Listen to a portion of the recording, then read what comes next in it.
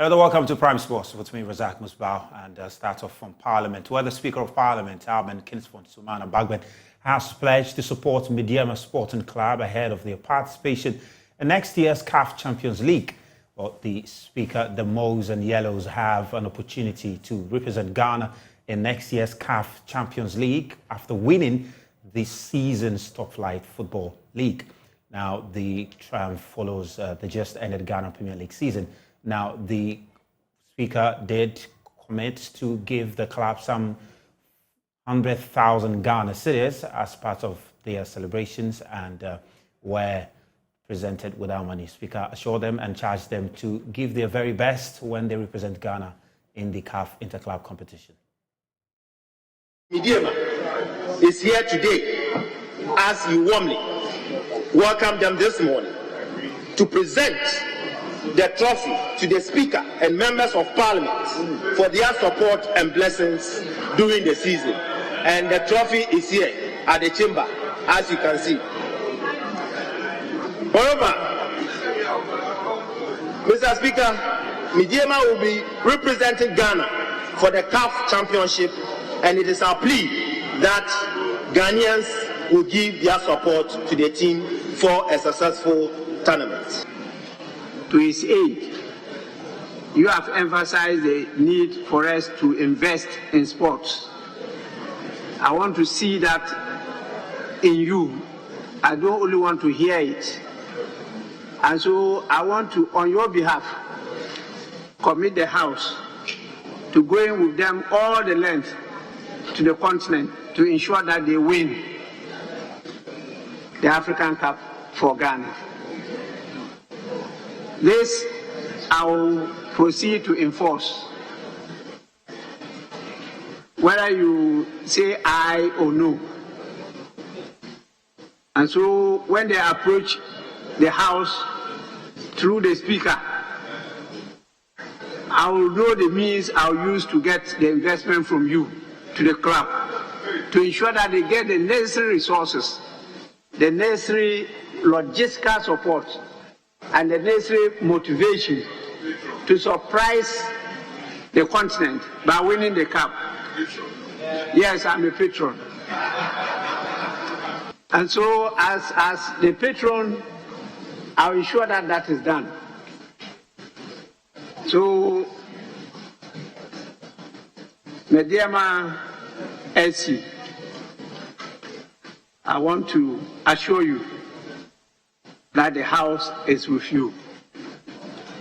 And I'll proceed to pledge, which you can take up from me anytime, an amount of 100,000 Ghana cedis now to support your activities.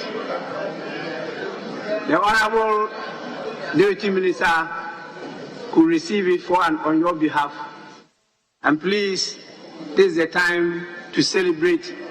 This is time to enjoy and to refresh and to motivate and incentivize yourself for the task ahead.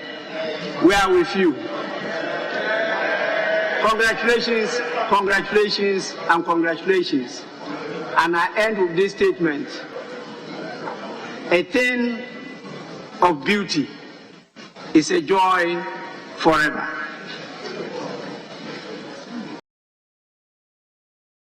Meanwhile, some members of Parliament took to the floor to call for proper management and investment of football clubs in the country, while charging government to improve the country's sports infrastructure and urging former players to help in talent identification and grooming. Business, football must always move in tandem. And so there's the need for the club owners to also be out there and talk about their clubs and the successes and open up and be quite transparent in terms of what comes in and how they are spent. Because that really is a challenge. And I hear a lot of them complaining bitterly this time around, knowing that it's in a way affecting the performance of those clubs. Calling on government for support is good, but they might not get everything they want from government. Football is now a big business, and congratulations to my good friend, Mr. Parker.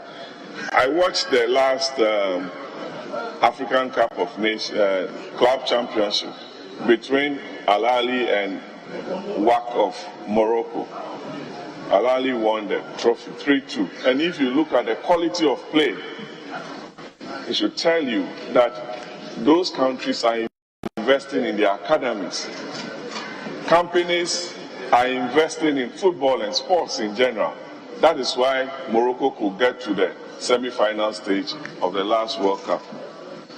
If you look at the Senegalese team, it should tell you that some old players are putting money into academies. Patrick Vieira and co. They are putting in big money.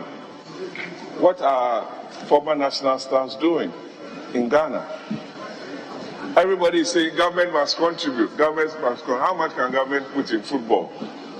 Go to the sports village of Mamelodi Sundowns, Pirates, Chiefs, and you think you are somewhere in Europe. If you don't invest in sports, you won't get the results. Alhaji Razak, King Faisal, one man, how much can he support King Faisal with? So we all have to go back to the drawing table and look at how football is financed and our sports is financed to be able to win the trophies that we want this country to win. Else, we'll be wearing our national team shirts, going to the stadium and coming back home with high blood pressure and disappointment. Mr. Speaker, we've all heard about the woes of Ghana football. And ever so often we hear people saying, people must put in money. Mr. Speaker, how do you put your money? Who on this planet puts your money into a venture when you are told that officiating is problematic? Facilities are problematic. The training regime is not fit for purpose. And there's no clear route as to whether, even if you invest 10 cedis, whether you even get your 10 cedi back. So, Mr. Speaker, until we have a system where Ghana football gets these issues resolved, it is going to be difficult. It's not as if Ghanaians don't have the ability to invest in football. That is why I take the opportunity to congratulate those who have risked to invest in this venture, especially those who have invested in Mediama, as a result of which this glory is coming. But Mr. Speaker, I would encourage GFA to look at this. It is common, it may be wrong, it is common knowledge that the quality of the infrastructure in many of the places is not fit for purpose. For instance, if you were to have a football club and the players are as good as anything, you need to be able to conduct or organize your football matches in such a way that people who are actually going to the stadium to watch the match are safe. And then two, you'll be able to get your gate fees. But we don't have enough stadia in this country that can have that organized properly. So infrastructure is a good thing we should look at.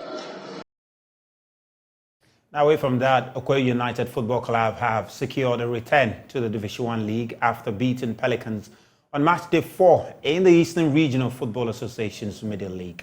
Okoye United headed into the penultimate game of the league 2 points ahead of second place Live Now Academy, knowing that a win for them and a defeat for the latter will secure promotion to the second tier of Ghana's football. The Nkoko Bay side emerged 3-1 winners over Pelicans earlier today, while Live Now suffered a 1-2 loss to Right to Dream Academy.